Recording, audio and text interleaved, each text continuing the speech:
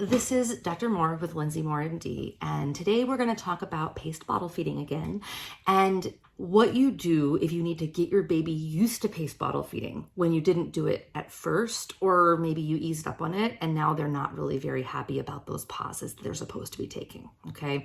And depending on the baby's age and how long that's been going on or how fussy they are about it, I have a few different steps that I tend to follow, okay? So when people ask me, is it too late to go back to paced bottle feeding? My answer is often no. I may not be able to convince, an 8-month-old to do that, but if your child's 4 months and under, most of the time I can get them back to it. It just depends on the situation. So here's what I tend to do. First, if I'm starting out paced feeding and they haven't learned bad habits, they're new at it, or they just started doing bottles, maybe they're just a very, very newborn baby, then if I just let them do the covering the milk over the hole, right? Just that much. If I sit it here where it's waiting for the baby to suck and swallow, they often take a pause themselves. They'll just kind of swallow, and then they sit. Everybody's tempted to hey, come on, baby, wake up. No. As long as there's nothing medically wrong with your child, that they are not able to effectively suck at the bottle or able to give those cues that they need, hold it right there, and the baby does it on their own. Now, what if we've already done a day or a week or who knows of going a little too quickly? And now baby doesn't take their own pauses. They just keep going. Okay, fine. We are going to teach them to pause again. All right. Not too hard at this stage. I'm going to hold it. A lot of people want to take the bottle away for the pause. Nope. That will make the baby "Arr!" and they're going to come after the nipple. Don't do it that way. It will backfire and it just isn't going to be fun. Okay. So I never try to take the bottle away from the baby. Instead, I'm going to tip it ever so slightly. I'm going to hold this up here. I'm just going to tip it ever so slightly down where you can see that the milk was covering the nipple and now it's not. Okay. People often ask me, well, exactly how many swallows and then how long do we pause? All right, I don't go that deep with it. I can't keep that kind of information in my brain anyways. So what I'm going to do is this. Baby's going to suck.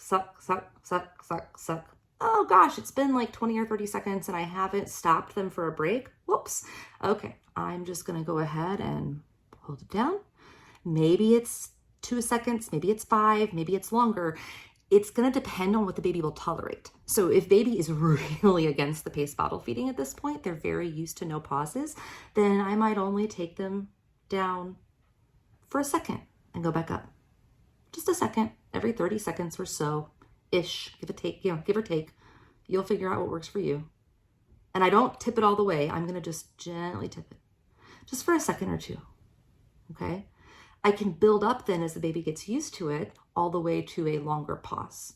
And eventually the baby will actually start oftentimes pausing on their own. Now, what if it's even worse? What if we're dealing with a baby who's really been doing this a long time, or they're 3-4 months old and they're just not interested in doing what you say anymore? For those babies, instead of angling it down, I'm going to keep the baby and bottle angle exactly the same so that baby isn't sensing anything moving to make them upset. Instead, I am going to go from here to tipping baby and bottle up together. So if you watch that, I've got baby and bottle, covering the nipple hole, but not too much. And then I'm going to tip them both up together. I may do that for a half a second and go back down. And then after a couple of days, I may go for a little bit longer and then go back down. Then eventually we'll be doing a nice pause. Okay. Once we're doing that, then I may start to try at some point here to tip it down.